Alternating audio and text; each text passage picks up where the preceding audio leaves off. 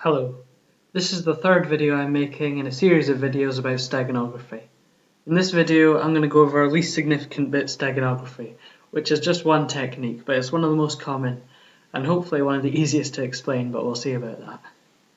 So what is least significant bit steganography?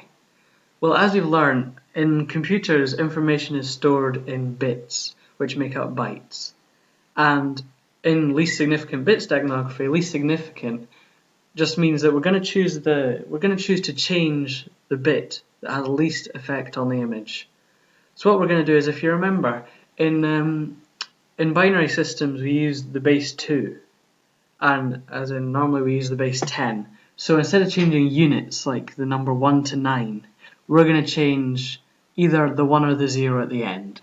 And this is not going to have much of an effect, because if you imagine, if you look at this here, we've got 0, 0, 1, 0, 1, 1, 0. If we make this n0 a 1, it's only going to change the overall value of this byte by 1. If we were to change the value on the left here, which would be 2 to the 1, 2, 3, 4, 5, 6, which would be 64, it's going to be plus or minus 64. And that's going to make a big difference to whatever it is that this byte represents, whether it be color or chrominance or luminance or whatever it is. So I'm going to be talking about how this is applied to two different types of pictures, and these are bitmap and JPEG pictures. JPEG pictures use lossy compression, and this means that when you save it, some of the information is lost. Bitmaps don't lose anything, and so they're not uncompressed. So how do we apply this to bitmap images? Well, in bitmap images, pixels are just stored as pixels, and when you save it, it's just saved as pixels.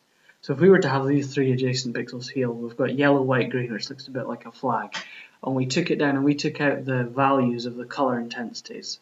So remembering we represent these as RGB. Yellow is the max amount of red and green, because remember red and green mix to make yellow, and there's no blue. So these are what these numbers represent. And remember that this 255 could be represented as 8 ones, and 0 would be represented as 8 zeros. White is the maximum of all of them, and green only uses the green element.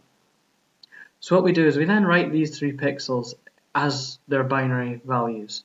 So we're going to take this 255 and we're going to write it as 8 ones. Then we're going to do the same for this 255 and then the same for the 0. And we're just going to do this for all 9 different elements. And now that we've got this, we can start trying to hide something in the least significant bit. So in the least significant bit, we're going to try and hide the letter J. So here we have the code, the ASCII code for the letter J, which is 01010101. So what we're going to do is we're just going to change the last elements to be what we need them to be. And if they're already correct, like you see here, we've got a 1 in the place, and then when we change it, it's going to be a 1. That doesn't matter. That means that it's just going to change less information about the picture. And so what effect does this have on the image? Well, here's the updated picture below it. I don't think you'll be able to see, but here you go. Can you see a difference between the two? And it's important to note that this is only hiding the letter J. I mean, this is a really small thing we've hidden here. But if someone knew how to look for it, they'd be able to tell, look. And they were to look into the least significant bit of these 3 colors right here. And this could even be done in Paint or Microsoft Word. They could do this looking at these pictures right now. They could tell what the letter was, what the secret code was. So how's it used in JPEG? And this is much more confusing. We've got 6 different stages to how it's used in JPEG, and we're going to start off by breaking an image up into 8x8 blocks. This is shown here, and if you look closely you might be able to tell there's distinct 8x8 blocks making up this image, and my mouse isn't there. There you go. If you see I'm running my mouse along, you can maybe, if you look closely, see the little tiny blocks of pixels that are making up this image, and there's lines that run down which separate it out. Once an image has been separated into these 8x8 blocks, we apply the DCT to each of these blocks, and the DCT is the discrete cosine transfer. And what this does is it represents this 8x8 block of pixels as a series of waves. And it's complicated to start with, as you'll see by the formula there. You don't need to understand this formula to understand what it's doing and how steganography can be applied. So really what it does is we take a grid of pixels like this, and this might be maybe we'll talk about the luminance, because it's generally luminance which is compressed in JPEG files to a much greater extent than chrominance. Luminance being the brightness of something, chrominance being the variation in color. So if we take this, there's no variation. Every pixel here has the exact same luminance, so the exact same brightness. So we can represent this 8x8 block of pixels just as this one wave in the top left, because there's no gradient, if you like. If we're to look at another example, in this picture, we've got a gradient of going from the bottom to the top, because it's darker at the bottom and it's going to lighter at the top. So it's going to be represented by probably to the left side, the second one down. But it's important to note that many of these other waves might come into it, but if you like, there's not going to be much of a checkerboard pattern going on.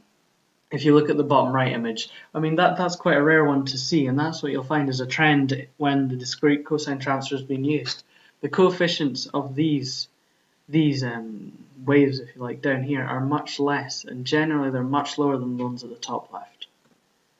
Another example is we've got a dark top left corner going to a bottom right corner, and this is going to use a much bigger variety of waves because there's no one wave that represents one gradient going from top down. So it's going to be a variation, probably generally more this side than this side, because this side is representing a right to left gradient. So what do we do? I mean, we can split this up into the waves, but really what the computer needs to know is it only understands numbers.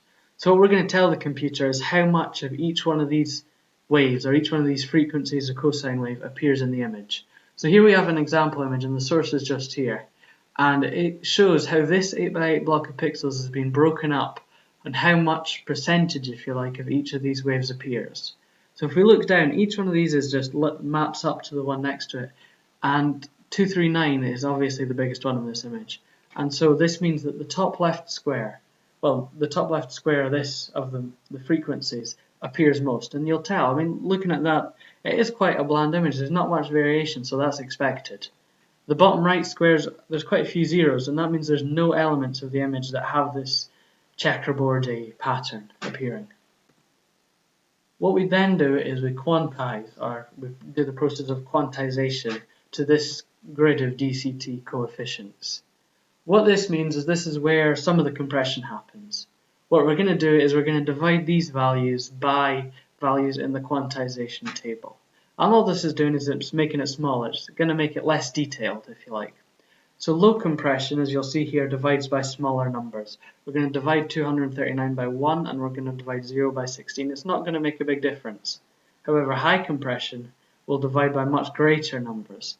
And you'll see over here, it's a lot bigger, the compression that will take place in this.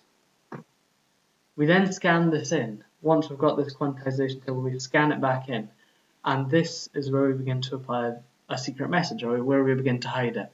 We're going to take it in a zigzag motion like seen here. So we're going to start with the 26, then to the 3, and then to the 0. And then we're going to go to the 3 below, and we're just going to zigzag along the image till we reach the end. So how do we hide something? Well, we're going to hide it in the quantized DCT coefficients, which is quite a confusing concept. So what we're going to do is we're going to choose to hide this byte. So it's 0, 1, 1, 0, 0, 1, 0, 0. And we're just going to begin to hide it. So we're going to look at the first value, which is 26. And the first 26 is an even number, so there's not going to be a 1 at the end. So we don't need to change it. It's going to be 26 is represented as 11010, and so it's already got the correct last digit. We then look at 3, and 3 is odd, so there's going to be a 1, but we need a 1, so it's okay. And we keep going until we've got to, well, 1, 2, 3, 4, 5, 6, 7, 8, to the 8th position in this list, and then we'll be able to hide one letter. Since this block is 8 by 8, we'll be able to hide 8 letters, but bearing in mind you don't want to change too many zeros to ones, because that will make quite a big difference in the next stage. After that, which I'm not going to go into, we do Huffman encoding, and this saves a lot of space, and that is all it really does is it takes away a lot of the zeros at the end there. And that's all I'm going to go into. I mean, hopefully you've got a basic understanding of how steganography can be applied to these pictures, but this is really a rudimentary understanding of how it works. I mean, to apply this, you're going to need to look into it much more, but this is really just a beginner's guide, if you like. So thank you for listening.